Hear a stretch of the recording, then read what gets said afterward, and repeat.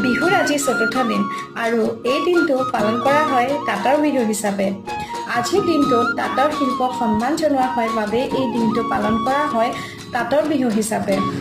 এতিয়ালৈকে পাৰ কৰি অহা বিহু তিনিটি দিন হৈছে গৰু বিহু, মানুহ বিহু, গোসাই বিহু। আজিৰ দিনটো হৈছে তাঁতৰ বিহু। কালিলৈ আহিবলগীয়া দিনটো পালন কৰা হয় নাঙলৰ বিহু হিচাপে।